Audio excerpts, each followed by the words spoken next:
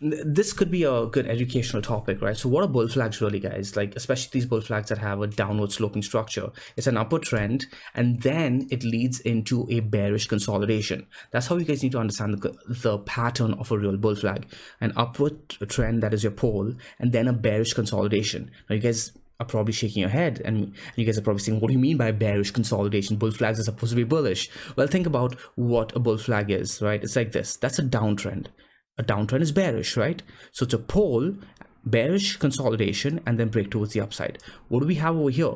We have a pole, and then we have a head and shoulders formation that broke towards the downside, and then continuation, right? So this was your failure for the head and shoulders to see continuation towards the downside, and instead the break of the pattern is what gives you your continuation of your uptrend. Similarly, over here you have the failure of the downtrend to see continuation, and the break of the downtrend is what gives you your upward bull flag continuation.